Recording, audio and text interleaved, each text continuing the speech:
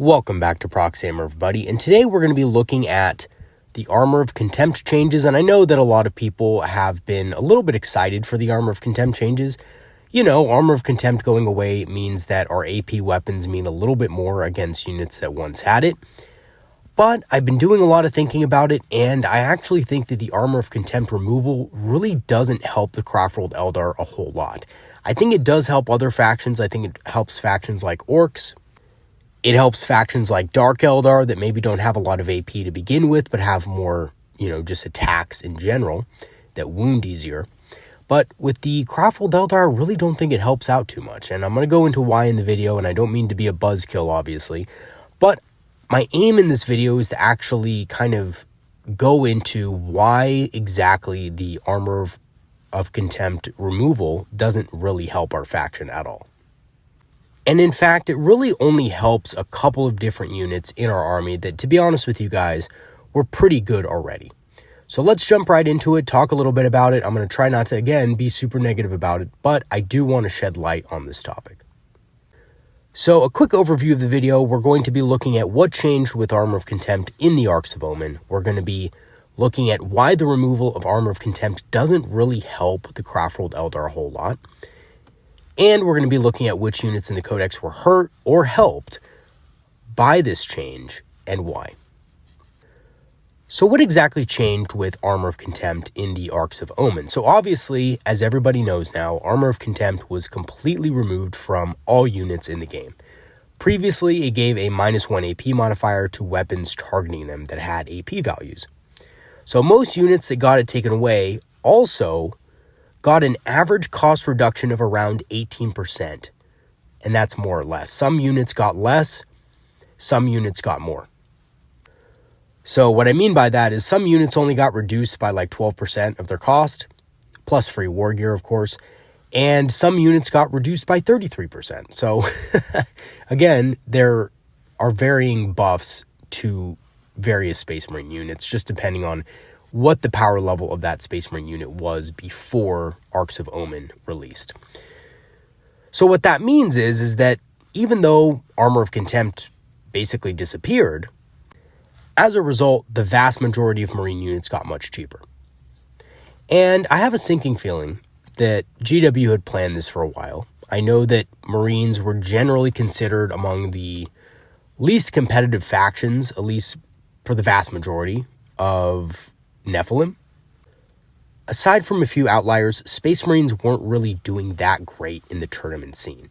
And I really don't think it had anything to do with Armor of Contempt not being good or, Space Marine units not being good, but rather the fact that, to be honest with you, the Space Marine objectives weren't exactly that great. And Space Marine units weren't exactly that great at scoring on those set objectives. So now, with the new changes, not only do Space Marines have a slew of new and improved objectives that they can score easier on, but they also have reduced points costs across the board, making Marine units a little bit more expendable and able to capture and capitalize on those objectives. Okay, went a little bit off on a different tangent there, but why is the removal of Armor of Contempt something that doesn't really help the Craftworld Eldar, right? Because on paper, it seems like, yeah, that's great, right? Reduced durability means we can kill them easier, and therefore, because Eldar's strength is killing an enemy unit, we're going to be having it made in the shade, right? So this is actually not really the case. Now, I know a lot of players will say, well, this is a positive thing. But if you actually look at the changes in depth, you'll see that the removal of AOC was actually not that great for Craftworld Eldar specifically. So, first of all, Armor of Contempt's damage reduction, when compared to the new unit cost, does not match up evenly, right? And we'll go into why. Also, most of our specialized anti-armor units had no trouble dealing with Armor of Contempt targets to begin with. And lastly, our AP0 weapons are now somewhat less effective when compared with weapons that do have AP against those specific targets. So again, AP0 weapons were doing just as good against Armor of Contempt as they are now, except that now Space Marines are cheaper, right? So I think the first and the main thing is that Armor of Contempt's damage reduction, when compared to the new unit cost, does not match up evenly. So Armor of Contempt gave roughly a 16.67% boost to survivability. And on average, most Marine units got point reductions around 18% with free war gear as well. And again, this is variable depending on the unit, but most Space Marine units are getting a pretty significant points reduction. And that is on top of free war gear. So you figure before they may have had to spend 15 points on war gear. You add that to the cost of the total squad. Let's say the squad is 85 points. It was 100 with war gear, and now it's 85. You're reducing the cost of that unit by 15 additional percent. So even though AOC increases survivability of the unit by about 16%, the cost reduction is well and truly above that for a vast majority of Space Marine units. So that's one thing. The next thing is that most of our specialized anti-armor units had really no trouble at all dealing with AOC targets to begin with.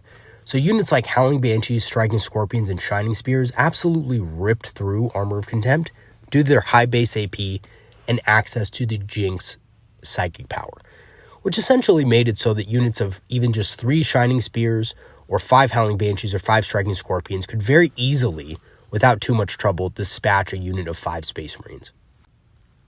And now these units will often be overkill against the now cheaper Marine units, but will also at the same time have to deal with the additional units Space Marine armies will now be able to bring to bear. So your unit of Howling Banshees, for example, isn't going to get as much bang for its buck and not going to essentially trade as well against a vast majority of the new Marine units. Same goes for Shining Spears and Striking Scorpions. Because as it stands now, most units of 5 Marines are going to be well and truly under 100 points. So on average, Space Marine units are now going to be around 80 points. That's on average. So if you charge into a Space Marine unit and that's all you kill all game, you are trading down with that unit each and every time by a significant amount, by about 20% or more of the cost of the unit. So essentially what that did is that made it harder for units like Howling Banshees and Scorpions and Shining Spears as well to be able to make good, effective trades. Also, in addition to that, AP0 weapons are now somewhat less effective when compared with weapons that do have AP. So, weapons like shuriken cannons, shuriken catapults, are now going to be more effective against Marine targets than simply scatter lasers, right? Because of the removal of Armor of Contempt. So AP0 weapons are less cost effective as they once were. Again, because units that lost AOC also got reduced in points. So scatter lasers and other AP0 weapons obviously are still good. They can still do decent damage for their lower cost and have some other pretty good advantages like extra range and things like that. And they're good against pretty much every single other army, right, that doesn't have AOC and didn't have Armor of Contempt. But they are no longer going to be as cost effective against Space Marines in general. They will still be quite effective against other armies outside of Space Marines, but they're just not going to be good, as good, I should say, as shuriken cannons damage-wise in those matchups. Okay, so which units in the Codex were actually hurt by this, or maybe helped by the change in Armor of Contempt? So the units that were hurt are, of course, Howling Banshees, Striking Scorpions, and Shining Spears. The units that were helped, I believe, are Dire Avengers, Warp Spiders, and of course, Wind Rider jet bikes. And I'm talking about the non-scatter laser versions of those. So when it comes to Howling Banshees, Striking Scorpions, and Shining Spears, all 3 of these units were really well costed to trade well into Armor of Contempt units as minimum squads. But now with the sweeping point reductions, it's going to be harder for these units to make good trades into what will often be overkill.